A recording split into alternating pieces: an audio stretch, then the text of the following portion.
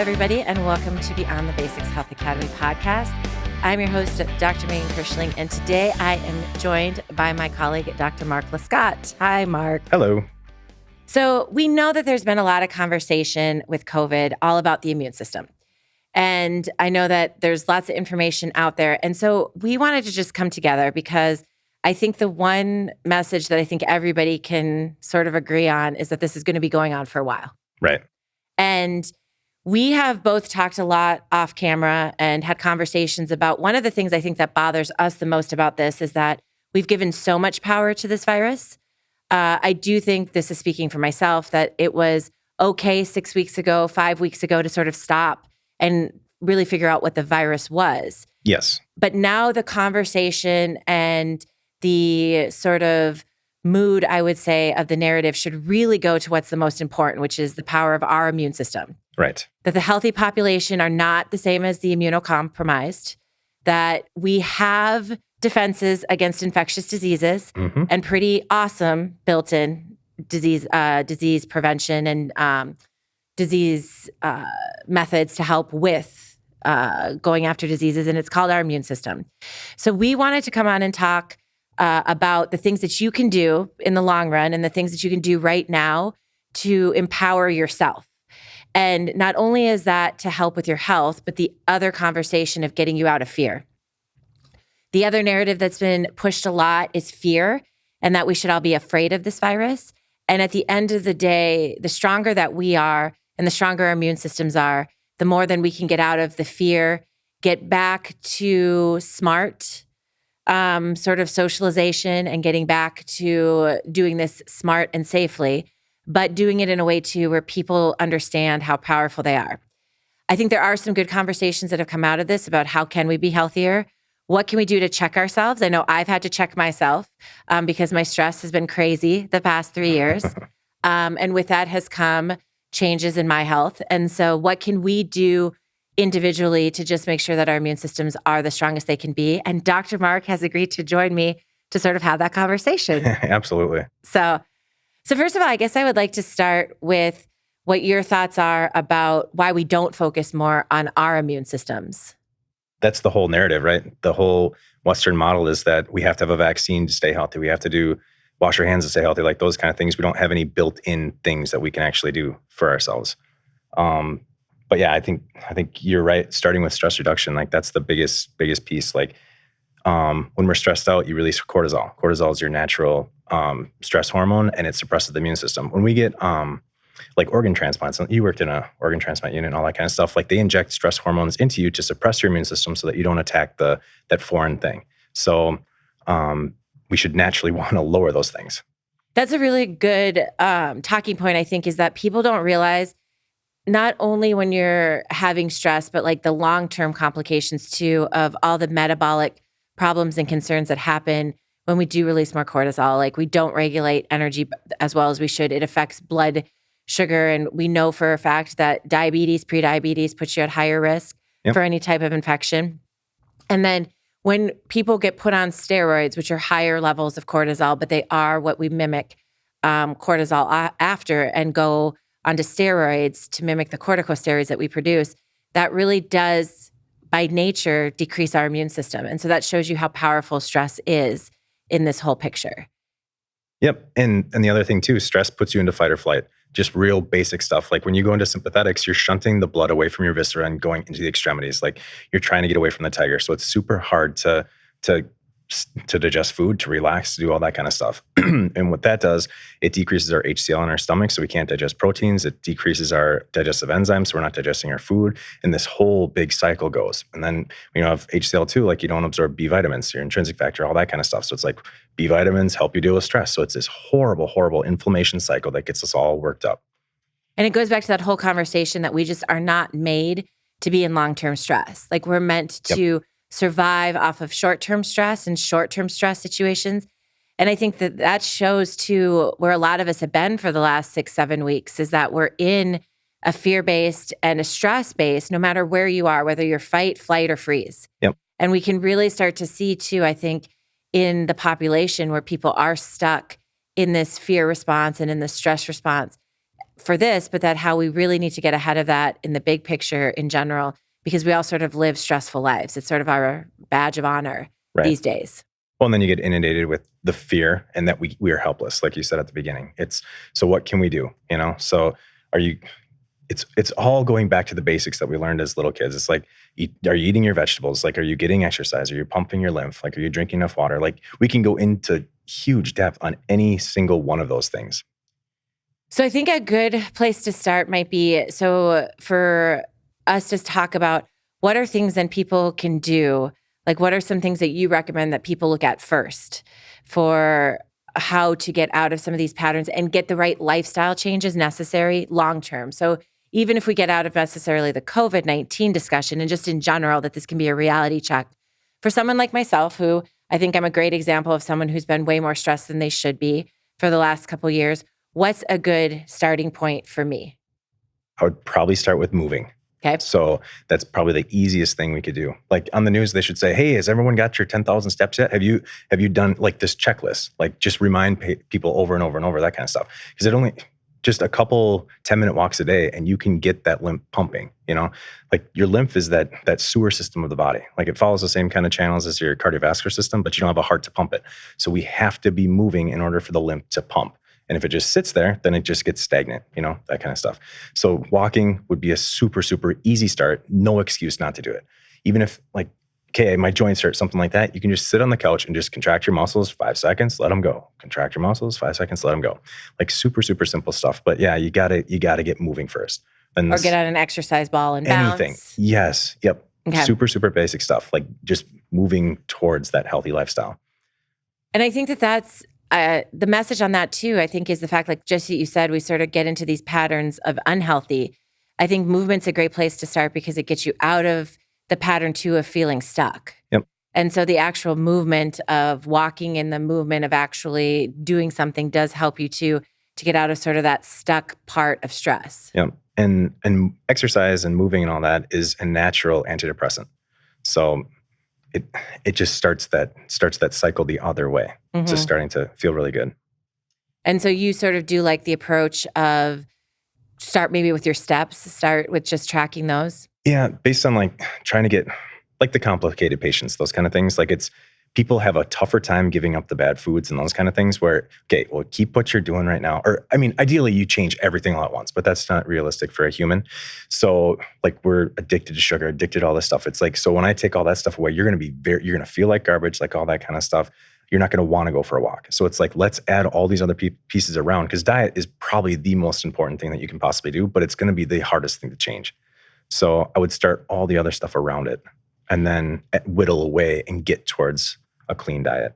Well, I think that's important too, because one of the things we see time and time in research is when people take on too much, like with any kind of goal or whatnot. The other thing too about it is if you set your diet up, your exercise up, maybe drink more water, take your supplements, do 5 or 6 things all at once. What happens too is people put that all together as one. So if you don't do one thing, you're more quick to say, well, I'm not going to do anything. So I think that that's an important concept too, that any kind of change is good. Yes. At movement. Yep. And a third of all healing is placebo, whether it's surgery, whether it's medication, whether it's chiropractic, any of that kind of stuff. So if you believe that you're doing something for your body, you're 33% faster at healing. If you feel like you're not doing anything, you're 33% slower. It's called the nocebo effect. So what you want to do is be doing something, and then that's getting you out of fear. Mm-hmm. Education and doing something is the best way to get rid of fear. Then what would be the second thing you would sort of go off of after exercise?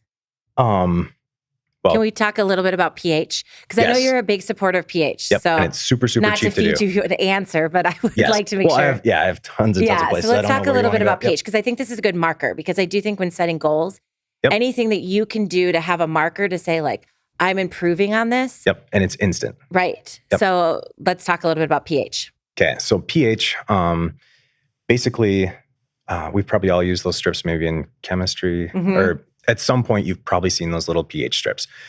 They're super cheap. You get them on Amazon. They're like $10 for like 100 strips. They're super cheap.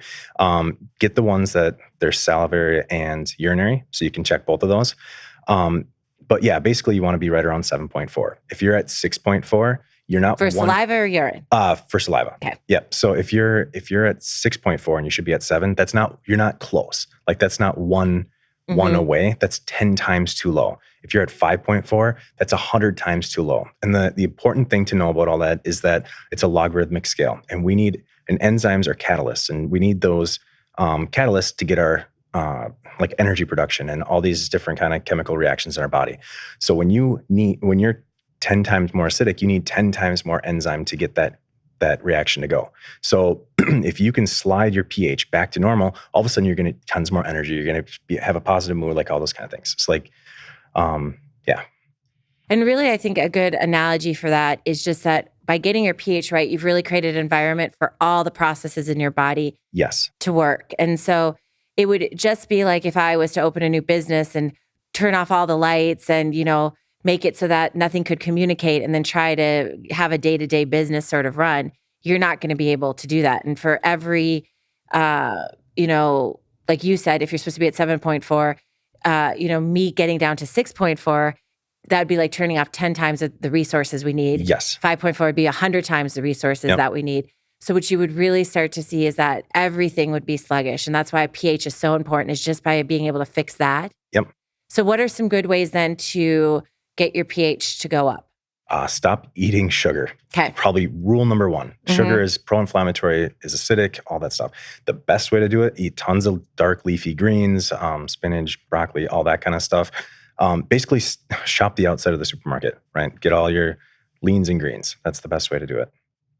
One test at home that I've started to do on myself, and it was really eye-opening, is blood sugar monitoring. Okay. I'm not pre-diabetic. I'm not diabetic, but with stress, you'll start to see your blood sugar, especially in the morning, come up because of cortisol. And I probably for $40 went and just bought a blood sugar machine off Walgreens and blood sugar strips. And I've done this in the past, but I've gotten away from it. And I started to realize like my blood sugar in the morning was like 108, 109, when it really should be, between 70 to 100. And it really started to make me realize like how high my cortisol levels were and how they were affecting my blood sugars. So having that has been really helpful to be able to get my blood sugar right, which goes along with, I think the two biggest processes in our body that are really important to monitor are pH, because so many other components of health and enzymes and pathways, electrolytes and everything like that depend on it. And then also blood sugar, because that is how we regulate the proper energy throughout our day. And like I said, I was shocked to find, I eat a really good diet, but the other thing too is I was eating at the wrong times. And so I know we've talked about this a lot of times too, is that it wasn't that I was eating bad food. It was just that I wasn't eating right. Stress was making it so that I was eating all my food at night. I wouldn't eat during the day. But the reason too is that because I had such high cortisol levels that I wasn't hungry until I got home. And then I was eating 80 to 90% of my calories at night. So it's things like that where, you are doing a lot of things right, but you're just doing the things that are keeping you in these patterns that individually now we sort of all should take a gut check and reality check and sort of say, these are things that we need to change so that our health is as high and as optimal as it can be. Right. And that gut check piece, like 80% of your immune system's in your gut. So like getting that piece healthy is going to keep you healthy too. Like the whole thing. It's all, it's mental, chemical, physical. It's putting it all together. You don't want to put any single piece in a box and, if I just fix this one piece, it's like you can have a perfect diet, but if you don't exercise and you're super stressed at work and those kind of things, it's not going to work for you. Or you can, have a crappy diet, but if you're exercising, all those kind of things, you're still not healthy. You got to have all the pieces in play. Balance. It's got to have balance. Yep. So let's talk about stress reduction. So obviously, I think everybody's under a little bit more stress. I think too, a lot of our stress has been external. Like it feels like it's stress that we can't control. Yep. I think even people who've had good outlooks on this have obviously gone through periods of time where they feel very stressed because we've lost a little bit of control of our daily life. And no matter where you sort of stand on that belief, let's talk about things that people can do to get the power back of stress reduction and control. So one of the easiest things to do, there's a ton of free guided meditation apps. There's a couple I use Calm. I think it's like $60 a year, something like that. But and it has programs. So it's like 21 days of happiness or 21 days of goodness or 7 days, that whole thing. And each day builds on the next. So it's kind of like when we give our patients gratitude journals, and the first day you come up with 3 things that you're thankful for, grateful for, that kind of stuff. And the next day you have to come up with 3 different ones. And then so every single day you have to be looking for something to be grateful for. Mm-hmm. So it trains your body to be grateful. You can't be in fight or flight when you're in so the attitude of gratitude, right? So, but that meditation, it teaches you all those kind of things. So, and it only takes, 5, 10, 15 minutes a day. And you can do it several times a day. Mm-hmm.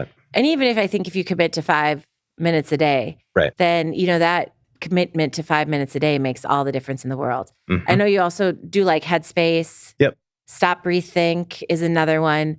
Any other ones that? Shoot. Yeah. No, there's a few new ones too. And I know you used to have one you really liked where it helped you to learn how to speak positively. Yeah. That law of attraction, that basically daily affirmations. And it talks about past, present, future, that whole thing. And you just read it into the mirror. It's pretty awesome. And I think that's really helpful because with daily affirmations, they really do help you to reset your mind frame and get your mind into a different aspect of everything. Yeah, because you start talking to your subconscious. So your subconscious controls 95% of the things every single day for you. Mm-hmm. So it's that whole thing of fake it till you make it, do all that kind of stuff. And yeah. And for people who are stuck in fear and it's leading to anxiety, this is something you're very open about this. This is something like you've dealt with anxiety before. Oh my gosh, yeah. Yep. So I've dealt with stress and you've dealt with anxiety. We're not perfect people. Absolutely. But I know that this is something that you're very passionate about because it is something where you have to be very active in your ability to deal with it and to get past it. Yep. So like they teach you. So the whole, one of the best books that I ever read to get out of panic attacks and all that's called The Dare Response by Barry McDonough. But basically in there, it's fear is feeling excited and ready. It's an acronym, right? So you run towards the fear is essentially the whole kind of premise of the book. But whereas a lot of times when we think about it, we have that choice of fight, flight, or freeze. Yep. And a lot of times I feel like we are sort of geared towards believing the better idea is flight or freeze. Mm-hmm. And it might be the more natural. Right. Whereas to order to really overcome it and not just live with it, you have to really sort of go head on with it. Right. That's you ride the wave instead of trying to swim away from it or get away from it or any of that kind of stuff. Yeah. And I think this is an important conversation to have right now too, because one of the things is that we have created an environment where the narrative is really based on fear. Yep. And there's rightfully so a lot of people in fear right now, especially with the fact that a lot of people, right now, currently with social distancing and everything else, we have decided as a whole, as a community, that the best way to do this is social distancing, which puts a lot of people in frozen. Yep. And that's going to contribute, if you are in fear, to more fear. Yep. But eventually we're going to have to figure out and find out how we're going to get people out of that fear, because people are going to come out of this with fear. And one of the things that I've learned from you and working with patients is that we really only get out of this pattern through experiences. Right. That it's great to have, obviously, a guide, and it's great to have information. And we do have to get to the point where our conscious and subconscious are feeling safe enough. But to really get out of these patterns of true anxiety that comes from it and depression that comes from it and these true feelings that come from it, we've really got to have experiences, because experiences is what rewrites our nervous system. Yep. And that it's really important then for us to face it head on so that we actually do have the action that allows us to get out of anxiety and depression and whatnot that's based really on fear. Right. Yep. It retrains your amygdala like, hey, we're safe here. That whole, yep. And it's a process. Yep. Oh yeah. It's not instant by any means, and that's the other piece too. Like in that book, he goes through so let's say we're having panic attacks and those kind of things. And for me, it was like tingling down my left arm. So I constantly thought I was having a heart attack or a stroke or whatever, that kind of thing. And it's like in the book, it's like, oh, well, this is what's going on physiologically. This is why you don't have to be scared of that. Or feeling like some people, it's like voiding their bowels or, any of those kind of things, or passing out. It's like, hey, this is what those sensations are. When you have information, it's like, oh, that's what that is. You won't get yourself as worked up, and you can go towards, okay, well, if I'm going to have a heart attack, let's do it right now. That kind of thing. And talking about panic attacks, So, and it really is. I mean, I know it sounds a little bit, I don't know, like, I don't know exactly know what to call it, but a lot of times when you talk to people about this and you first mention it, that people will sort of say, well, that doesn't really like make sense because you're so caught up in the moment, which is understandable. Right. And it takes a long time to get out of these patterns.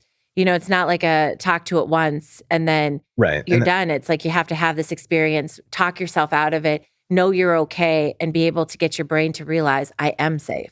Yep, exactly. Yeah, it's like if I'm having a panic attack, like right now, like if I leave right now, my brain tells my amygdala says, hey, we saved you. So the next time I have to do one of these, then it's going to be a stronger panic attack. And it's like, oh my gosh, I got to go it's the urges, you train it the wrong way.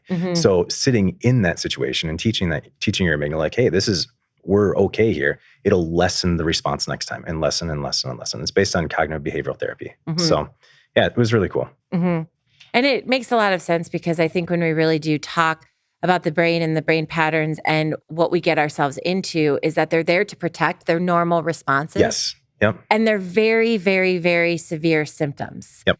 And that's why we see this all the time is that you see all these health conditions and concerns where everything might look okay if we were to work you up for a disease, but your symptoms are actually a lot of times worse than diseases because your body's put you into these protective, severe patterns. Yep. So let's talk then about breathing. So, because I think one of the best things that we can also do to get the body rewired and going in the right way is breathing. Yep. And breathing, I think, is really cool. Yeah, it's kind of vital. Yep. Yeah, it's sort of a cool, vital thing we do. But I think it's a really interesting topic, just like some of the other things we talked about, because not only is it something that can help you so much be able to support your body, but when you breathe the right way, you can rewire the whole way your nervous system is being triggered. Yep. And that's one of my favorite things on the Calm app too, is you can do breathing for 5 minutes or 1 minute or whatever. And as this bubble's filling up, you take a deep breath in and then you hold it. And then as the bubble starts to shrink, you blow out. So it's literally, you can't mess it up. So, and I'm sure there's tons of stuff too. And a cool thing about that, since you talked about exercise and how everybody has to exercise, if you just started with breathing, that's exercise too. Yes. Yep. And it's a cool thing because the reason they have you hold your breath is because when you're holding your breath, your lymph moves, I think it's 5 times faster. And you pump it 5 times faster when you're holding your breath. So it's a cool sort of mechanism too, where you are moving your lymph a ton when you do the breathing. So for anyone who's like, well, I don't know if I bought into this exercise. Right. Well, buy into the breathing. Yeah. And the nice part is too, like when you use like an app or something to train your breathing, all of a sudden you're taking a deep breath. You're like, I didn't know I could get it all the way through there. So it's teaching you to get a deep breath and expand your diaphragm and breathe into your belly breathing, that kind of thing. So. And another cool thing too is that when these apps make you breathe out longer than you breathe in, that's really powerful for your brain because when we can show longer exhales than inhales, our brain knows we're calm. Yep. Because of the fight or flight response and that sympathetic system, that if we're shallow breathing, our body thinks that we're in danger. And a lot of us go through the day shallow breathing. Yep. Let's talk sleep. Sleep. Yep. So I think, and the reason I want to really touch on sleep is that, again, I think the power of this conversation is how do we strengthen ourselves? That our immune systems and our systems are way stronger than anything else that we can throw against this virus, especially for prevention. And we and our immune systems are really the only prevention that we have. But when we talk about this, I think a lot of people have let their sleep habits go. Yep. I think it's an easy thing to just sort of start to ignore. And sometimes people will also wear sleep badges like, oh, I only sleep 4 hours a night. Yep. So let's talk about the importance of sleep and what people can do who are out of good sleep habits, how to get back into them. Well, yeah, and that depends.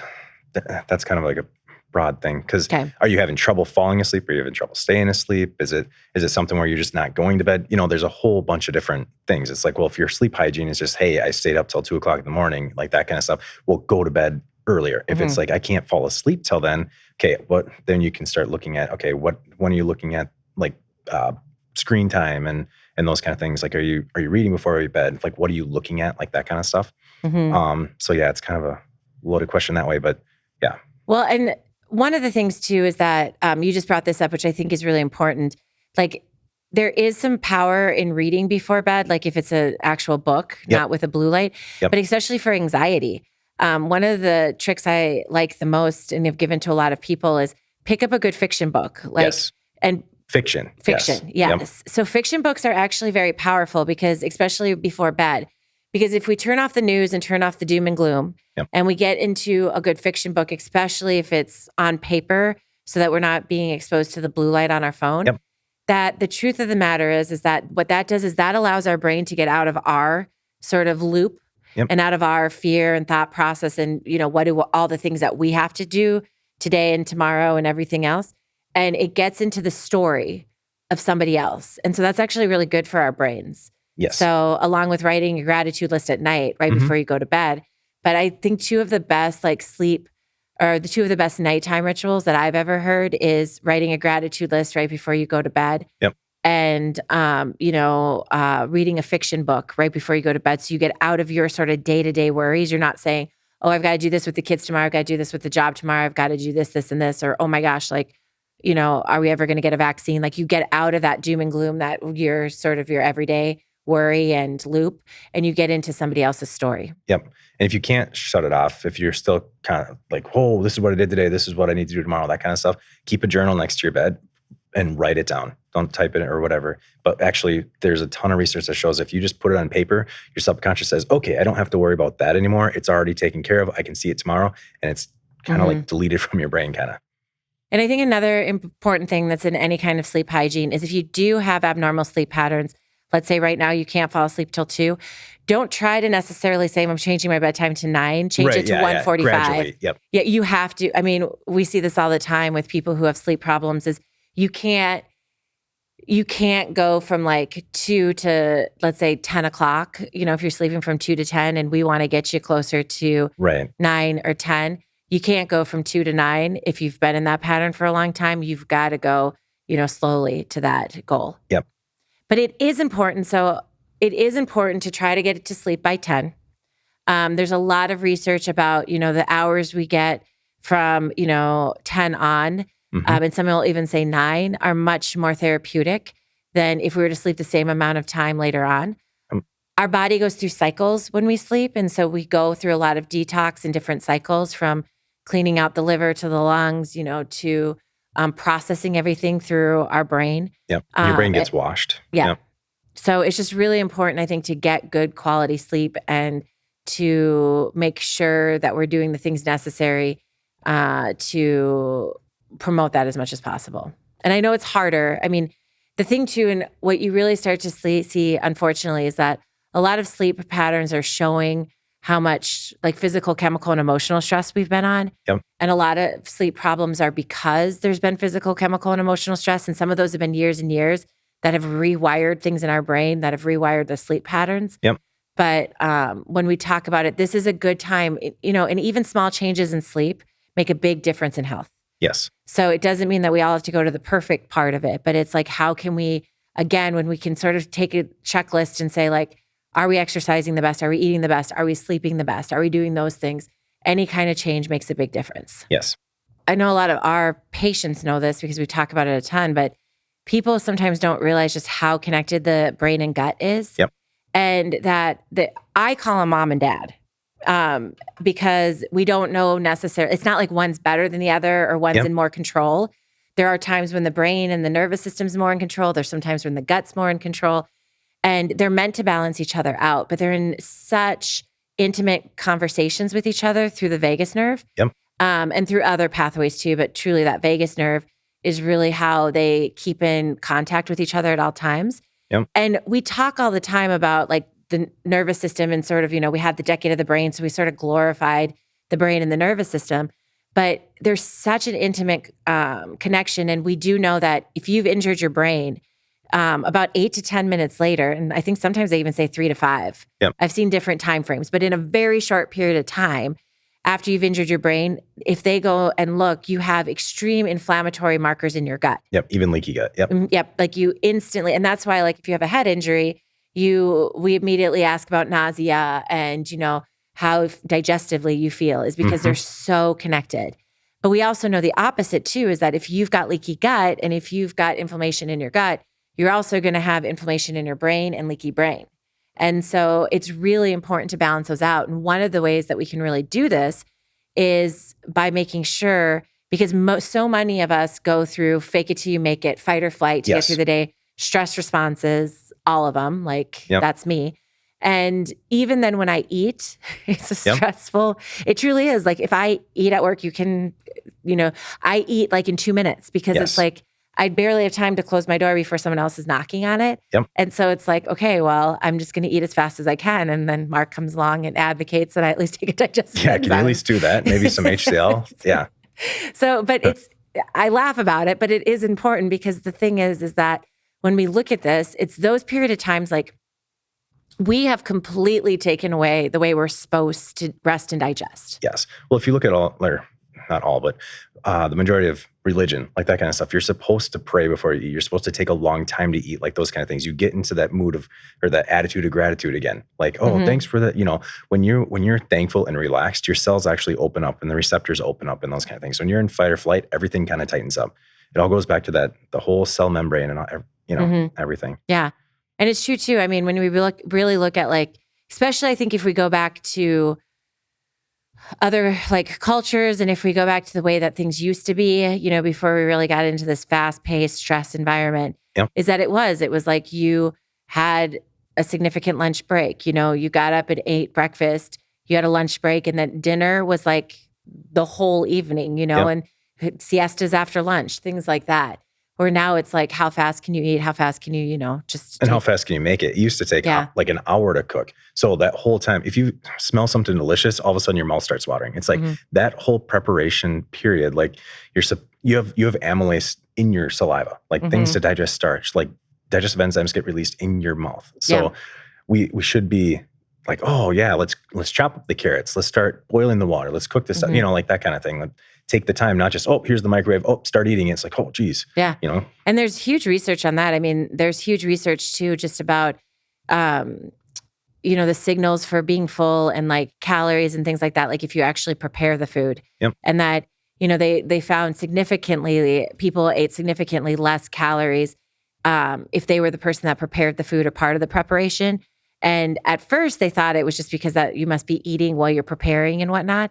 But what they really found is that whole process, you consume food with the experience. Yep. Like eating is supposed to be an experience. It's not just supposed to be what am I going to eat as fast as I can, or what am I craving? And and especially when you get into stress components, then you're not eating off of appetite and what you need and things like that. You're eating off of pure like hormones, neurotransmitters, and cravings. Right. And I think we all can sort of know the difference because we've all been in times like that. And when you're eating like that, you're having a psychovisceral response. So your brain is, think of it like you hear bad news, your stomach hurts.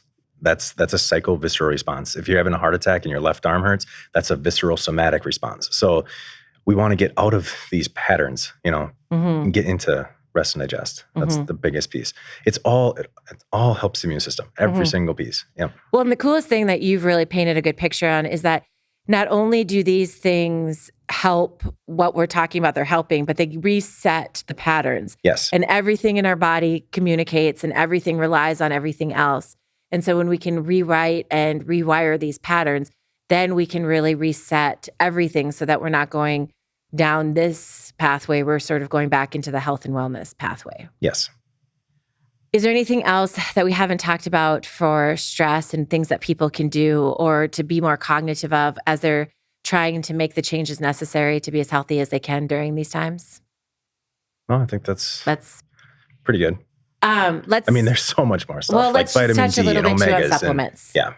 So what supplements would you recommend? So if I had to just pick a couple, because the whole thing, like our food's not strong enough to pull us out of disease anymore. We don't have enough trace minerals, like those kind of things. So it's like, a multivitamin would be super good. Selenium. Well, and I know I'll speak for you and advocate for you that I think one of your messages that you give to patients because of the fact that like when you're working one-on-one with patients, I know some of the things that you really push is that lifestyle is much more important. And I think that's an important aspect because even as we go in and talk about supplements or things like that, like if you're not going to change the patterns that have got you into it, because I think a lot of times when we look at this, there's a lot of things that a lot of people are doing right. And I'll use myself as an example. Like I live a really healthy lifestyle, but with this stress, I've exercised a whole lot less. I mean, I used to run marathons. I was a Division I swimmer.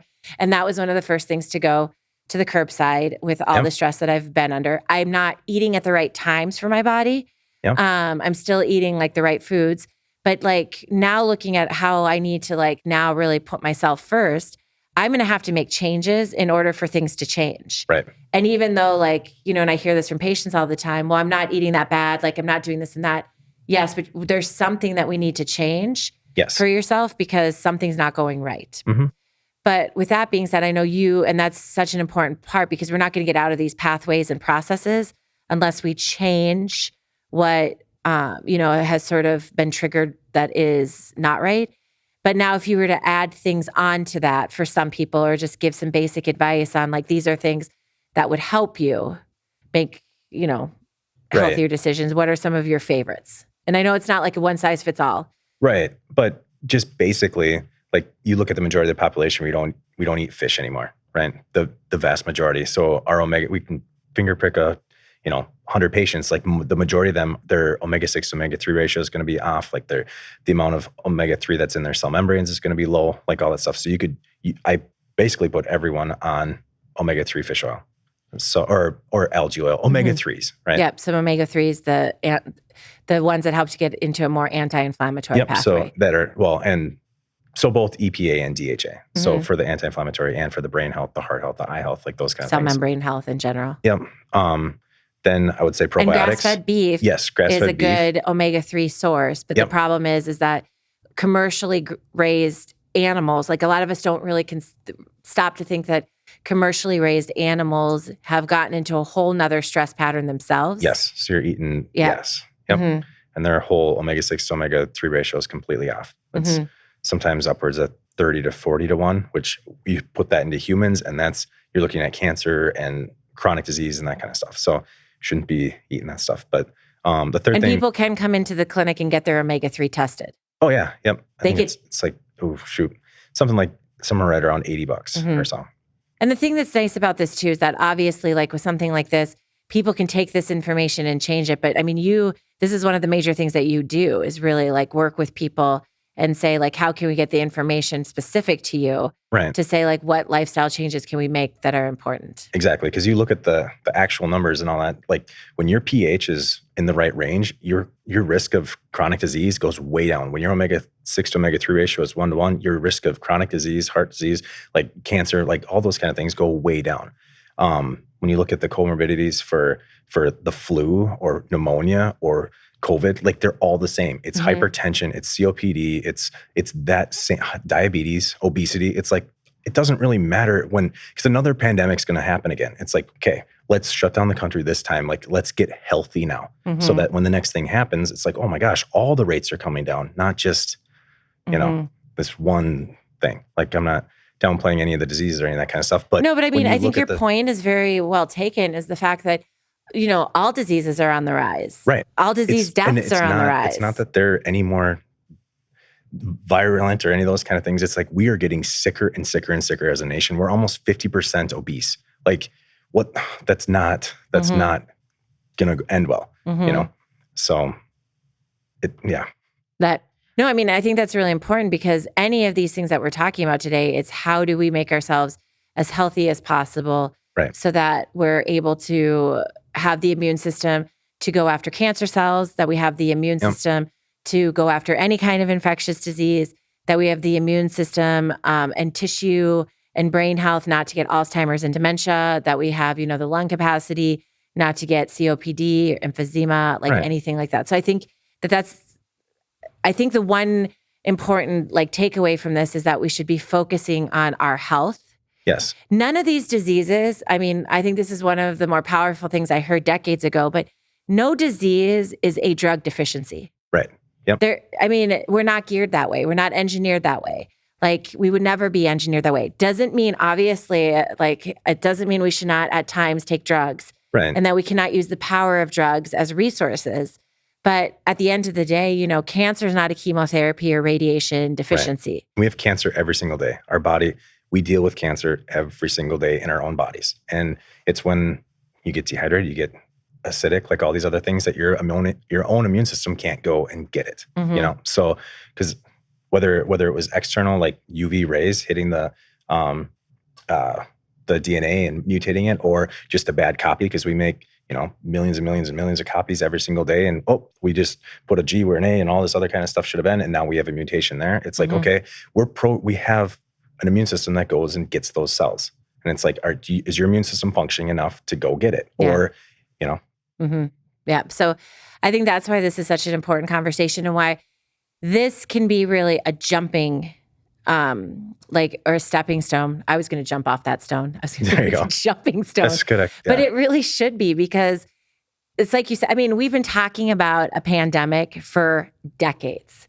We've been talking about, this is going to happen. And no matter sort of what you think is sort of some of the, pushing forces behind it, that the truth of the matter is what we have is our bodies, our health.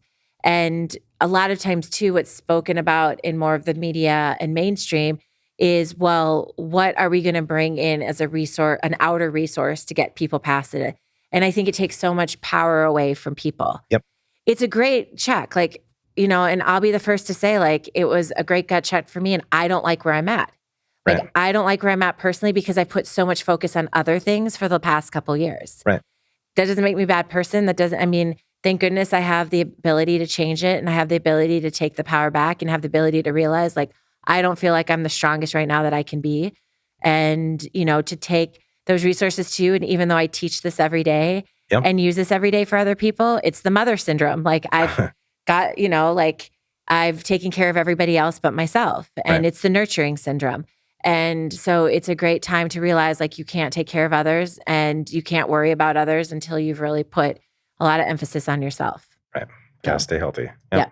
So, what would you say about, I think there also has to be some balance right now for health on what you take in for outside information and processing it, like the media. Yeah. And I think one thing that I really appreciate about Mark, because I work with him, is I think you're very level-headed. I think you're a very good sounding board, because you get emotional, but you don't really let emotions run or dictate your decision-making, whether it comes down to career or family or anything like that. You're very just level-headed. Right. This is a time where I think there's a lot of chaos. Yep. I think there's a lot of fear or concern in general. So what would sort of be your 2 cents or advice on how to take in information and be informed, but not to let it get to you? So what I would say is, if you're going to read a headline and let it affect you, read the entire article and see if that actually makes sense, because there is a ton of sensationalization. And, people make money when you click on their articles. People make money when you watch the news, all that kind of stuff. And news are money making. Yes. So you have to take that. But I would always look at both sides of it and be like, okay, does that fear make sense? And it's like, well, when you look at the data of everything, you make up your own mind and that kind of stuff. But you really, I would just say, make sure that you're looking at everything, not just looking at little bits and pieces and running with it. I think on top of that, to piggyback off of that, one of the things too is that not to take away from your own intuition and what feels right. Yep. But when you do dissect everything that's being said, because I think a lot of times too, people will just say, well, he said this or he said that, and just go off of that. But I think also what to put it in with critical thinking. Yes. And don't look at and probably not everyone's taking stats classes and those kind of things, but when you focus on just outliers, you paint this whole different picture than when you look at, okay, this is exactly what's happening, and these are the comorbidities and these kind of things. I'm not downplaying the virus or any of those kind of things, because it is scary, because people are overweight, people have these things, so that's very dangerous for them. But when you focus on this, otherwise healthy population, 20-year-old or whatever had it, it's like, yes, people, those are outliers. So it's not, don't get caught up in Outliers. on those sensationalized headlines. Look at everything. And there are always going to be outliers. And the interesting thing is outliers is sort of what sells stories. Yes. And makes news stories. And by that, what we mean is like when there's a bell curve, and so there's a bell curve of a disease or whatnot, we in science, like if you're going to do science-based interventions, and if you're really going to take the information that's going to be most pertinent, you have to look at that bell curve where most people lie and say, okay, this is how this is affecting most people. This is what we're seeing. This is what we need to know in order of what are we going to do to help get past this. There are always going to be outliers. So you're always going to hear of children having like a cancer that's more of an adult cancer. Yes. You're always going to hear of a 30-year-old that has Alzheimer's. You're going to hear about these stories. And unfortunately, every year we hear about the 3-year-old that dies of flu. Right. And those stories are important in the sense of, the fact of like, nobody is necessarily immune to any of this. But when we really look at like the information that we need to process and what needs to sort of be at the core of the decisions we're making, it's the bell curve. Yes. It's the people that are falling into that bell curve. And for every disease process, for every, thing in life, there's a bell curve. Yes. And that's where we really do need to sort of take that analytical information, which that analytical information is not great for storytelling. Right. Yep. But it's really where we've got to take that information and then start to paint patterns and say, okay, this is how the majority of people are going to present. Right. Yep. And one thing that is for sure is that you will see time and time again, especially with a situation like this, like the media takes the outliers because those are the storytellers. Right. Absolutely. Yep. But when we talk about what's going to be what this disease is and the definition of it is going to be the bell curve, and those are the storytellers. Like those are what's going to tell the story of what this truly is. Yep. So yeah, the whole point of that was just don't get scared of that piece. Like, yeah.